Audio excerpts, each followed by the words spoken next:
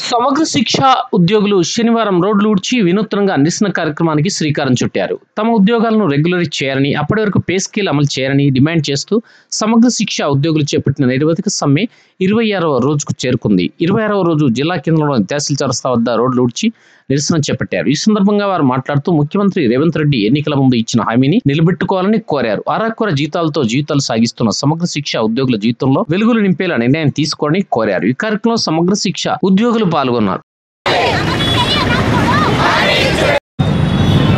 ఎస్ఎస్ఏలో పనిచేస్తున్న మేము విద్యాశాఖలో మూల స్తంభాలమైనటువంటి ఎస్ఎస్ఏ ఉద్యోగులము గత 26 రోజులుగా సమ్మె చేస్తూ ఉన్నాము. ఈరోజు మా సమ్మెలో భాగంగా రోడ్ల మీద ఉన్నటువంటి చెత్తనంతా ఉడ్చేసి నిరసన రూపకంగా ముఖ్యమంత్రి గారికి తెలియజేయడం అనేటువంటిది జరుగుతుంది. సార్, విద్యాశాఖ ఇంత బలిష్టంగా నడుస్తుందంటే మా ఎస్ఎస్ఏ ఉద్యోగుల వల్లనే నడుస్తుంది సార్. అది మీరు గుర్తించాలి. మా శ్రమకు తగినటువంటి సమాన పనికి సమాన వేతనం ఇచ్చి మమ్మల్ని రెగ్యులరైజ్ చేయాలని మేము ఈ రకంగా నినాదం చేయడం అనేటువంటిది జరుగుతుంది. విద్యా వ్యవస్థ ఇంత బలిష్టంగా పనిచేస్తుంది, ఎట్లాంటి లోటుపాట్లు లేకుండా నడుస్తుంది అంటే మా సమగ్ర శిక్ష ఉద్యోగుల వల్లనే అని మేము అందరం కూడా సగర్వంగా చెప్పుకుంటున్నాము. ఆ విషయం మీకు కూడా తెలుసు సార్. అది తెలిసింది కాబట్టే మీరు వరంగల్లో మాట ఇవ్వడం అనేటువంటిది జరిగింది. ఇది చాలా జటిలమైనటువంటి సమస్యమీ కాదు. మీ మీద నాకు సమగ్రమైనటువంటి ఆలోచన ఉంది, మీ గురించి నాకు అంతా తెలుసు అని మీరు హామీ ఇవ్వడం అనేటువంటిది జరిగింది. దాన్ని మేము గుర్తు చేయడం కోసమే ఈరోజు ఇట్లా రావడం అనేటువంటిది జరిగింది. సార్, మేము మీ మీద పూర్తి నమ్మకంతో ఉన్నాము.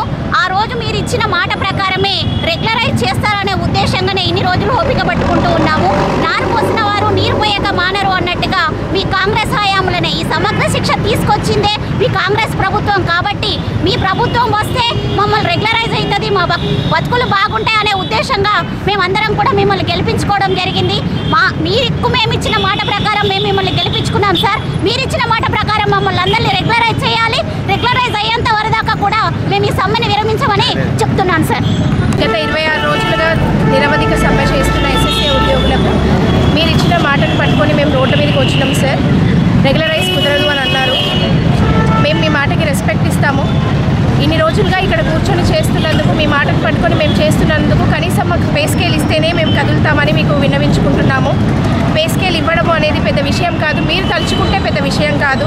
మీరు వచ్చి చెప్పిన మాటనే సరే, న్యాయం అన్యాయం అన్నీ చూసుకొని మీరు రెగ్యులరైజ్ అయితే కుదరదు అన్నారు. కనీసం పే స్కేల్ని వెంటనే అమలు చేస్తే మీరు చెప్పిన మాట విని మేము దీక్ష విరమిస్తాము అని మేము కోరుకుంటున్నాము. సో తప్పకుండా పే స్కేల్ని అమలు చేయాలని కోరుకుంటున్నాము సార్. Thank you.